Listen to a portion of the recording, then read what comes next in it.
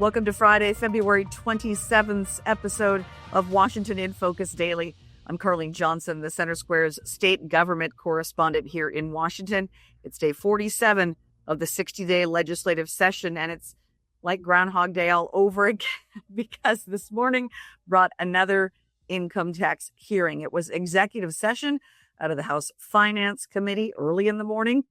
I was there. It was not as packed as many of these other hearings have been on the income tax because it was executive session where there's no public testimony. It's just lawmakers discussing amendments, Republicans getting their amendments rejected, and then a final vote on that bill out of committee. Some of the changes made to the bill today, though, were pretty consequential, so I'll unpack that for you. Also going to check in with my colleagues Tim Clouser and TJ Martinell on a bill moving ahead to allow non-citizens to serve in law enforcement in Washington state. A lot of law enforcement spoke out with strong objections to that bill, but it's moving ahead. And there was legislation that was alive until, I think, about 36 hours ago that was designed to update how the state handles childcare licensing. This, of course, has to do with the Department of Children, Youth, and Families. We've done a lot of stories on this suspected fraud, a lot of stories on DCYF being sharply criticized for the high number of critical incidents with children in this state. So there was a bill moving forward. And when it cleared the House on a near unanimous vote, there were some Republican amendments that were attached to this bill to ensure that the many millions of dollars that are being spent on these programs are being closely monitored to prevent fraud and waste. Once that bill, though, got to the Senate side this week, Senator Claire Wilson, who is a senator from Federal Way, didn't like the attached amendments and ultimately killed the entire bill. So we've got some very unhappy Republican reaction to that decision from Senator Wilson. All right, so let's get into it. The income tax bill cleared out of the House Finance Committee on Friday morning. It passed on a 9-6 vote. One Democrat on the committee, Representative Amy Wallen, joined every Republican in voting against Senate Bill 6346. Now, this legislation has already cleared the full Senate, but on the House side, as passed out of finance today, some changes were made, including an amendment that strips that corporate tax break from the proposed millionaire's tax before it moved ahead. You may recall as it passed the Senate, there was sort of what some describe as a buy-off to big business to let them, scale out a B&O tax hike a year before it was going to be. Well, that was stripped today with an amendment brought by Socialist Representative Sean Scott of Seattle. Going to be interesting in the days to come to see what happens with that. Just ahead of debate over the amendments this morning, I had a chance to speak with a local pastor, Eric Lundberg. He's showed up at all of these income tax hearings. He's also very vocal about the initiatives, which we've spoken quite a bit about on episodes of Washington in Focus, the two initiatives to protect girls in sports and to restore parental rights in communications with schools. He's super concerned, by the way, he's a father of 8, so he has right to be concerned about these issues. He's concerned about the compounding tax burden on all Washingtonians, not just the wealthy. And here's part of that conversation this morning with Pastor Lundberg. We're at a place in Washington state where we're kind of looking at a very disparaging future if we don't get citizen activism alive and well and moving and advancing here in the state to at least expose a lot of these things that are taking place, a lot of these bills, a lot of these financial downfalls and shortcomings that are very obvious to the citizenry. You don't have to be a financial whiz or have a financial degree to understand what's taking place is very dangerous. It's very frightening because it's, in a lot of ways, it's removing the future from our children. And my hope here is that the little that I'm doing can really bring awareness to the rest of the citizenry and also inspire others to engage in what matters to them and to see where we're going in this reckless spending season here in Washington. Just it's reckless spending habits that have got to be checked. They've got to be stopped, and it's really the citizenry that's going to do it. So again, as a reminder, Senate Bill 6346 would impose a 9.9% tax on income above $1 million a year annually. So you wouldn't be taxed on your income up to $1 million, but everything above that would be subjected to a 9.9% income or a combined household income of more than $1 million. And ahead of a final vote in that House committee this morning, Republicans offered a number of amendments, including one that would remove that marriage penalty I just spoke of, where it's the combined household income. So it could be one spouse, makes $250,000, the other spouse makes over $750,000. So combined, they make over $1 million. They would be subjected to that 9.9% tax. There was a lot of debate about that. Representative Cindy Jacobson was the one who brought up the marriage penalty. She says, why would we want to discourage marriage? Let's just remove the marriage penalty from this. That was rejected. And then, as I mentioned, Representative Sean Scott, socialist from Seattle, he offered an amendment to eliminate a portion of the Senate bill as passed that would end a surcharge on the state's business and occupation tax for large corporations in 2028 rather than 2029. He basically said he's not in favor of doing that. It could cost potentially, according to estimates, about $550 million by phasing that out a year sooner. So he pushed back on that. And ultimately, even though several Republicans spoke in opposition to his amendment, it ultimately passed out. They removed that from the bill. So we're going to be very curious to watch what the reaction is from big business. Many folks have suggested that, like Brad Smith and Microsoft, he's been very quiet about the millionaires tax since his initial objections were raised, because this B&O tax amendment went in there, and then also the estate tax rollback to levels that are lower than the 35% current. That is moving ahead. So some have suggested that because those things are moving forward, they've kind of bought off, him being quiet. Okay, just let this thing pass. Let this thing pass. Going to be curious to see if some large corporations end up now speaking in objection to this. So just ahead of final passage, there was some passionate testimony, support from Representative Charlotte Mena here. Here's part of what she had to say just before final passage on SB 6346. This bill represents a significant step towards right-sizing our upside-down tax code and moving closer to a system that reflects the values of my district in the 29th. It is also a meaningful step toward fulfilling our promise to Washingtonians that this is a place where, if you work hard, you can build the life you want for yourself and your family. I was encouraged to hear testimony from millionaires who said they are ready and willing to contribute more. There seems to be broad recognition that Washington's tax system, designed nearly a century ago, is outdated. It no longer meets the needs of our state. It is contributing to growing income inequality, and it is fixable. Please vote yes. And then Representative Cindy Jacobson of Puyallup, who offered a couple amendments that were rejected today. She spoke pretty passionately about her own personal impacts, from other high tax things like capital gains in the state of Washington. She was pretty worked up. In fact, after the hearing, I had a chance to speak with her, and she was still very emotional, really, about this bill even moving forward. So this is Representative Cindy Jacobson. My oldest child packed up and moved to Tennessee over the capital gains tax. Capital flight is not a myth. People who make this kind of money are able to leave. They often have domiciles in other states that they can just change their address to. That's what we're doing. We're causing the innovators and the people who hire people to have to leave this state. And it's hit my family now 3 times over policies that this state has passed. So ultimately, the bill did pass on that 9-6 vote out of the House Finance Committee on Friday morning.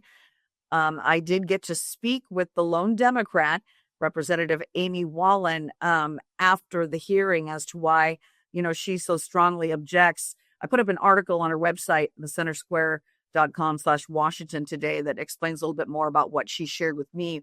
I also had a chance today to catch up with Senator Deb Krishnadasan, one of the other Democrats on the Senate side. There were three that, when it got to the Senate floor, voted down the income tax. So I was able to catch up with her and get some comments from her today as to her objections. So I encourage you, if you're interested, to check out the article at thecentersquare.com/Washington. All right. So there's some concern about a bill that is moving forward that has to do with policing in the state of Washington. Could make some dramatic changes, because up till now, if you're going to serve in law enforcement in the state of Washington in any capacity, you must be, a citizen of the state of Washington. There's been some movement in the last couple of years to try and allow folks on extended visas to serve in law enforcement.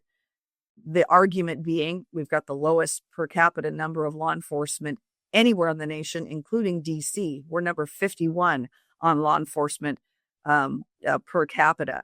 So, folks that have supported getting more people into law enforcement have pushed these bills. But this one seems to be moving ahead, will allow non-citizens to serve in law enforcement. Here are my colleagues TJ Martinell and Tim Klauser with some details on the bill moving ahead.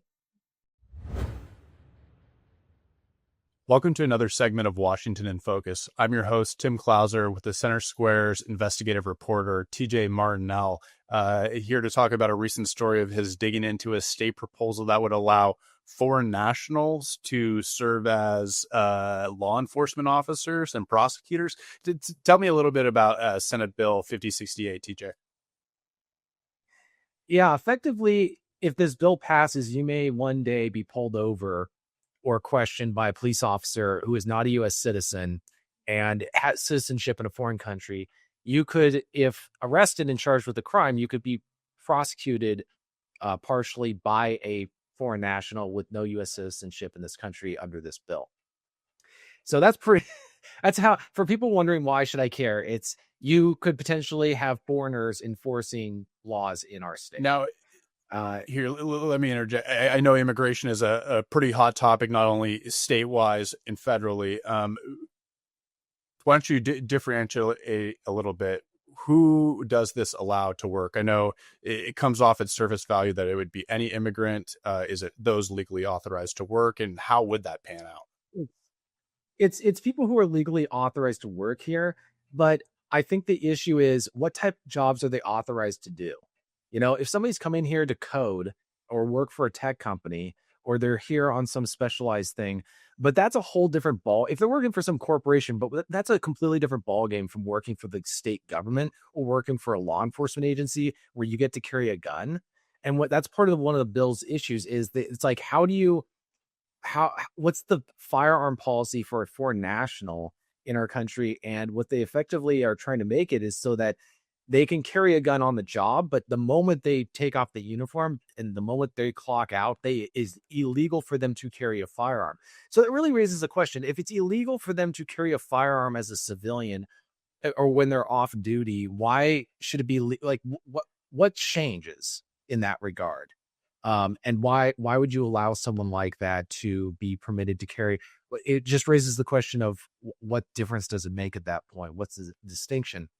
And so the other thing is that you could have people, and this is a issue that was raised by one of the Republicans on the committee who said, what if these people secretly have ties to extremist groups? And that's something that you just have to think about is if you were a foreign country, foreign government with hostile, malicious intent towards the United States, how could you use this bill to get your people into important positions in Washington state? You would go have them get a job, get a work visa, make them eligible to work, and then have them apply to become police officers and prosecutors. And then they get to pick and choose who they're going to enforce the laws against, and they're going to pick and choose who they're going to prosecute. And so this idea that would never happen, well, if it did happen, how would we know, and what would we do about it if it did occur? What happens when they do find out that, we have foreign nationals who are serving in the United States military who've been caught spying and doing espionage for China, who are Chinese, or from China. So it's not that this has never happened before. It is happening right now.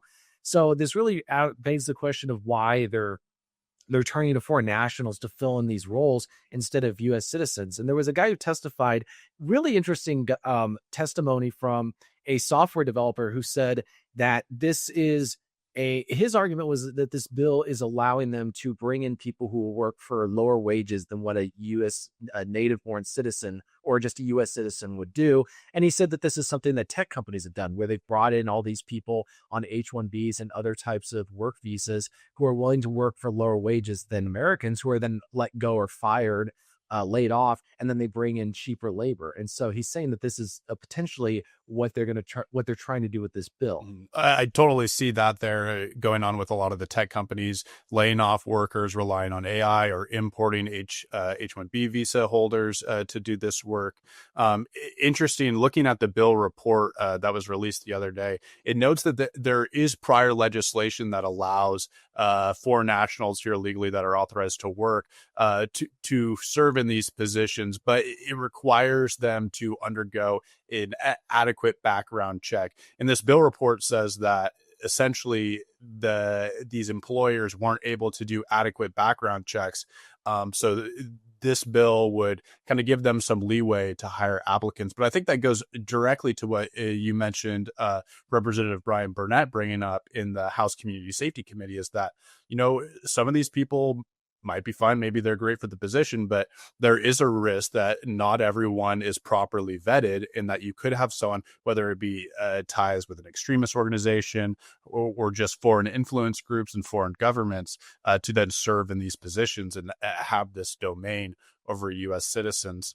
I mean, I think one could argue that this is an incredible, I don't know how to use the term. I think conflict of interest, but also think about the political implications. You're having a government bring in foreigners to police U.S. citizens. I mean, this is not to connect them closely, but one of the reasons, and we're on the cusp of our 250th anniversary of the Declaration of Independence. One of the reasons we decided to break away from England is because the British Crown was importing Hessians, which were from Germany. They were mercenaries to come on U.S. soil and fight Americans. So he was bringing in foreigners to enforce the British law on Americans. And we said, okay, as a result of that, we're declaring independence. So this isn't obviously on par with that, but it's the same thing. You're wanting to bring in foreigners to enforce the law on U.S. citizens, and foreigners whose allegiance is not to the United States Constitution. It's not to the Washington State Constitution. Their allegiance is to a foreign government.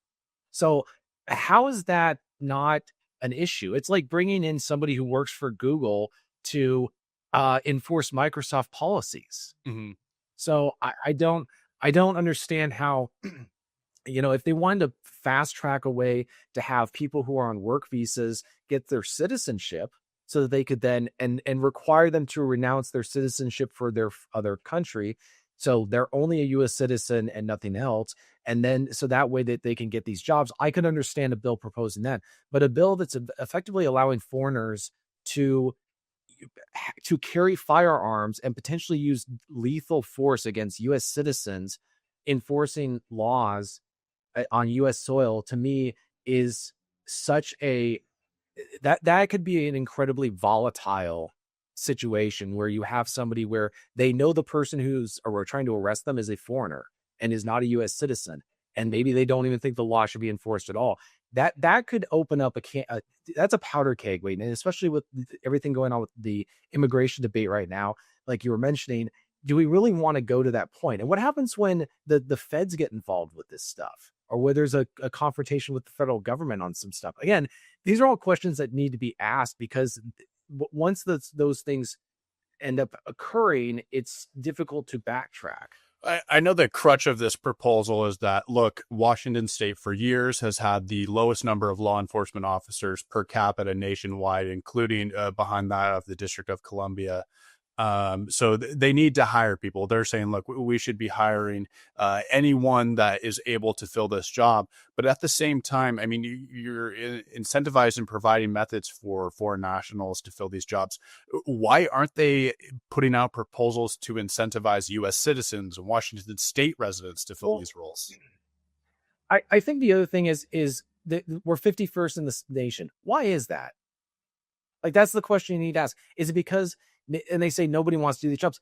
Right. One could argue they created the environment and context that no normal citizen wants to work these jobs. And now they're bringing in people they're bringing in foreigners to replace them. And this goes back to what Stephen Schutt, the software developer, is saying, is that they're getting rid of U.S. citizens in these roles.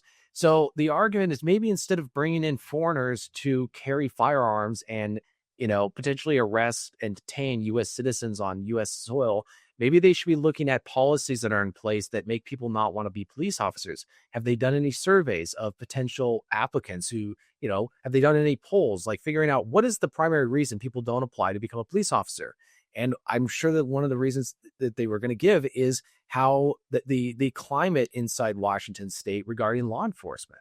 Because a lot of and not that there's anything wrong with this, but there's been such a huge discussion for the past 6 years about police accountability and the implications of, investigating police conduct. And, which is fine. That's, obviously want to hold them accountable. But on the other hand, other states have basically rolled out the welcome mat for anybody who wants to be a police officer and made it clear that they're going to be treated well. Is Washington state sending the same message? What message is it sending to people who put on the uniform and wear a badge and carry a gun? That's the question that should be asked. And so, they're saying that the states at the bottom, well, why are other states not having to hire foreign nationals to fill these jobs? Mm-hmm. One more thing I want to touch on, TJ, before we close. This is the second year that this proposal has reached the legislature in its current form, although it's been amended here and there throughout committee. Last year, it passed the state Senate unanimously, stalled in the House, so it went back to the Senate this year, or at the beginning of this session. But it did pass unanimously last year. Since then, we've seen federal immigration enforcement increase under the Trump administration and a lot of the narratives that go along with that. This time, when it reached a floor vote in the Senate, it still passed, but largely I think it was a party line vote, 30-18 or 30-19. Last year, all those senators voted to pass it. It was a unanimous decision. What happened this year? Why are Republicans reluctant to support it despite doing so last year? I think that my guess is it flew under the radar. And that's what happens with some bills. The Senate Republicans tend to vote differently than the House Republicans on certain bills. And I'm not sure exactly why that is. I just know that it's more of a party line vote with House Republicans than it is with the Senate. Gotcha. So whether or not it passes through the House this time around, I don't know. I think the floor debate and the proposed amendments and the ones that get accepted is going to be interesting. But I do wonder if this bill is going to get challenged legally. And the issue is who would challenge it. Probably some sort of immigration activist group, obviously not anti or pro, but just concerned about border security and that kind of stuff. Because we'd have to wait until the bill actually passes to know what foreign nationals would be allowed. But what happens if does their work visa ever expire? Mm-hmm. And if so, what happens then? What happens when you have an officer who doesn't get their visa renewed or extended, and so they're on an expired visa while they're conducting arrests? Again, that may not be the way the bill's written right now, but we'll have to wait and see what the bill actually looks like when it's passed and signed by the governor and takes effect. And just so the audience is aware, this proposal has passed the state Senate, was advanced this week by the House Community Safety Committee. It might land in one more committee before reaching the Rules Committee, who would then send it to the House floor for a vote.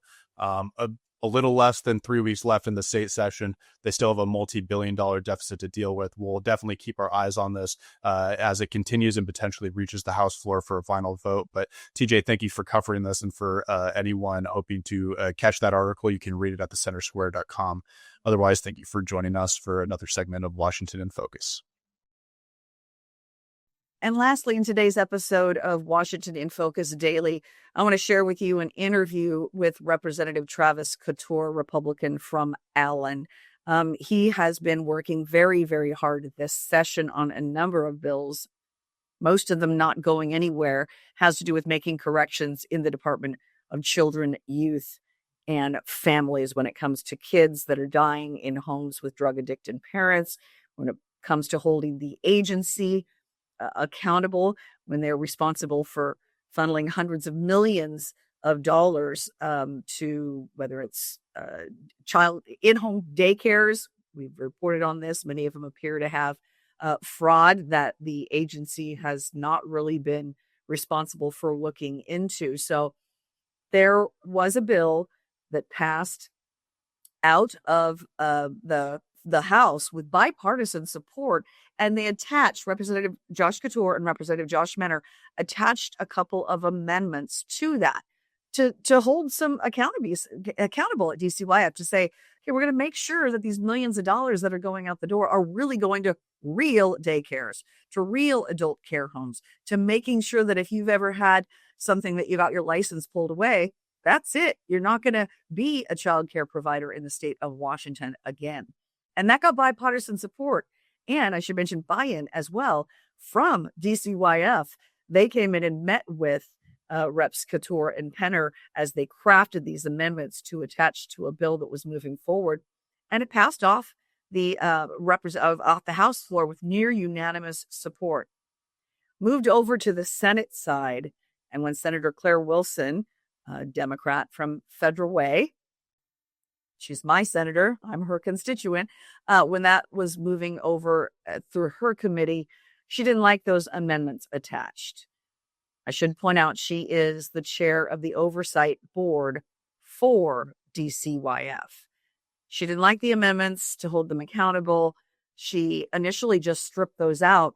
When Representative Couture posted on X his displeasure with that move, she ended up killing the entire bill. Here's my discussion with Representative Travis Couture about that. I mean, it was pretty innocuous, but because it was about childcare licensing, we decided to take the forward step and add in a bunch of anti-childcare fraud measures and other things. So we got like 6 or 7 amendments into the bill, and then we voted on that bill, and it was pretty much unanimous out of the House. Then, it gets sent over to the Senate, and the Senate chair of the Human Services Committee that oversees DCYF stuff over in the Senate, Claire Wilson, she decided to drop this amendment to strip out all of the anti-fraud stuff out of the bill, which is just incredible. Like, one of the amendments was simply saying that if you got caught doing fraud as a daycare provider, that you couldn't have a license to be a daycare provider anymore. She wanted to strip that out for some reason. That's completely nuts and insane. And it just draws more questions about why is there so much fight back from the Democrats on anti-fraud measures. And as you'll recall, we worked together in the House on a community reinvestment program bill and bipartisanly passed the House because we added in some protections on that bill. But for some reason in the DCYF space, it's all different. And just to say that we negotiated with the Democrats, and Department of Children, Youth, and Families agreed on those anti-fraud amendments that we put into that bill. So I tweeted about it and I posted on social media the amendment from Claire Wilson. The next day, she had just, as the chair, which I have a lot of power here in Olympia, she just, instead of litigating the amendment and the bill itself, she just killed the entire bill. So now we don't get any kind of technical fixes to childcare licensing on one hand, but we also don't get any, reasonable anti-fraud measures on the other hand. On Friday, I also caught up with a very disappointed Representative Josh Penner. He and Couture were the ones that worked on those amendments to the bill. And he basically said, if somebody's guilty of fraud, they shouldn't be allowed to continue to defraud the agency. He was just absolutely shocked that ended up getting stripped out of the bill, and then the whole bill, being killed as a consequence. I did reach out to Senator Wilson on Thursday and again on Friday, asking to meet with her. I was told by her legislative assistant late in the day on Thursday that there was no need to have a conversation because the bill wasn't moving forward. I pressed further with some additional questions saying, did you kill the bill because of the amendments, or why did you kill the bill? I did not receive a response, at least in time for the recording of this podcast today. I am going to be putting up another article later in the day here Friday. You can see that at thecentersquare.com/Washington for more on what really happened with this. This is a huge disappointment to folks, including some Democrats that have been really making great efforts this session to make some fixes at DCYF that, have led to some really dire consequences for children and families in this state. And unfortunately, it appears another year is going forward without real change for that agency and without accountability as well. So want to let you know that on Saturday, we're going to be watching House floor action. There are several bills coming up, and I am told by some members that they are going to attempt to hold up some of the floor action with either a number of amendments or asking the president of the Senate of the House for an opportunity to read some of these things, like some of the child fatality review reports and that sort of thing, just so that because they didn't get public hearings for these bills, this is their opportunity to sort of expose that in a very public way. So we're going to be watching that and bring you all of those updates for sure in our episode on Monday. So thank you for watching. Another week wraps up in here in Olympia. We're coming down to it. March 12th is the end of session here for 2026, and it's not going to slow down up until signing die for sure, and we'll be here every day to cover it. So thank you for watching another episode of Washington in Focus Daily. I'm Carleen Johnson. Have a great weekend.